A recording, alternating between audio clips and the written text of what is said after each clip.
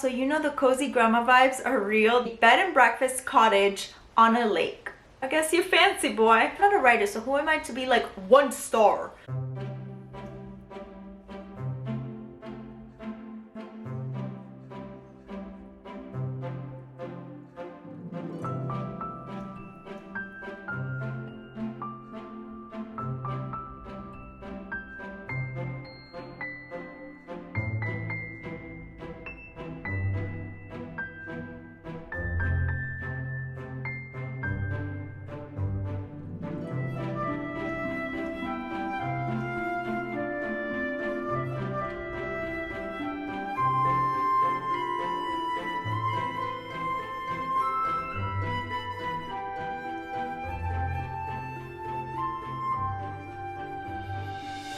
I thought it would be a fun idea to go ahead and also do my February TBR in this video. The first one is In the Middle of Hickory Lane by Heather Webber. I absolutely adore this lady. This is the 3rd Heather Webber book that I have read. This one takes place in a cozy small town. There is a grandma, so you know the cozy grandma vibes are real. There is a magic garden and it follows 2 characters. One of them is trying to plant roots and pretty much just find a place to call home, and then the other one is trying to get past her trauma and all of her past experiences that she has had. I'm really enjoying this book. It's actually going to be in next week's vlog. Then there is also The Lights of Sugarberry Cove. I actually started this one before I started In the Middle of Hickory Lane, and then In the Middle of Hickory Lane arrived in the mail and I was like, oh, let me go ahead and read it.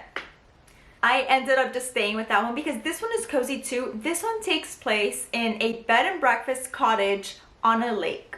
All her books are so cozy. And it follows 2 sisters who come together because their mom had a minor heart attack. So they're running this little bed and breakfast together. Stuff is happening. There's a little romance. This one has a little romance as well. Both of them do. I mean, look at her covers. They're so cozy. This one has a magical lake. This one has a magical garden. It's a good time. I am also reading and listening on audio to When Women Were Dragons. The covers what drew me in when I was at Barnes & Noble. So far, I think I'm about 6 chapters in and it's very good, you guys. Like, Women Were Dragons. What I really like about the book, and I think I mentioned the same thing in next week's vlog, so you might hear me say the same thing again, but I really like the way it's written. It's written following our main character, but then it's written almost like it's nonfiction because there's like archives in between some chapters, and it just sounds like it was legit news or legit research that these women were dragons.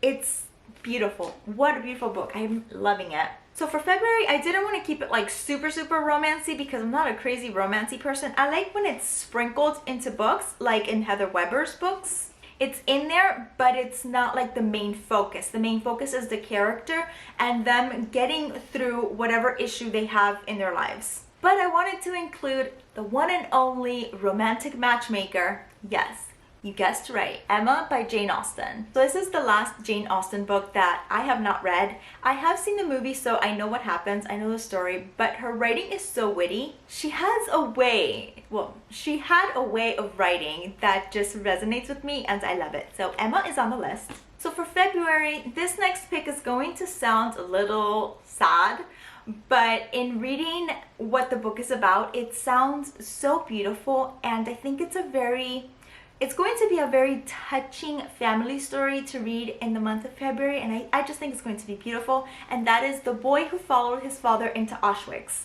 This follows a father and a son. They both get arrested and they are sent to, it's a concentration camp. I don't know how to pronounce this. I'm just gonna type it here. And then the father learns that he's going to be sent to Auschwitz, which obviously is not good. So the boy insists on going with his father, and they spend, I believe it's 6 years? Yes, it's 6 years of horror and immeasurable suffering as victims of the camps. One constant keeps them alive: their love and hope for the future. And at the end of the little excerpt, it says, an extraordinary account of courage, loyalty, survival, and love that is unforgettable. So I know this book is going to break me to pieces, but I really want to read it. I think it's going to be such a beautiful story. And this is also based on a true story. Next, we're moving on to a lighter book, and that is going to be The Marvelers. This is the March pick for the Whimsy and Wit book club, but I want to get ahead and read it in February because I have big plans for March. March is gonna be a big month. All I know about this one is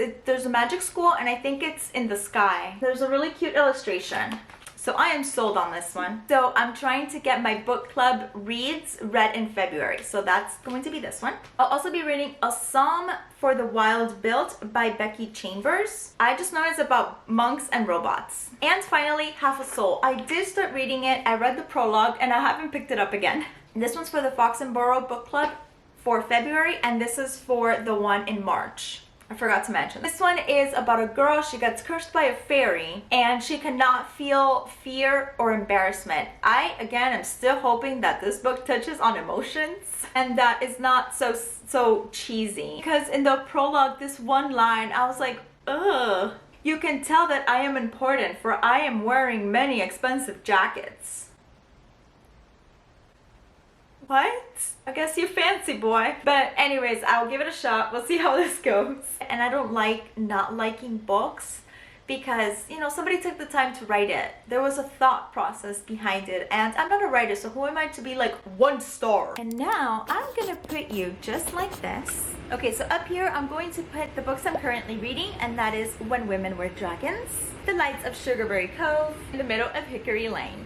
Alrighty, and then down here, okay, I'm gonna need your help. Do you like it like this? Or should we do something like maybe like that?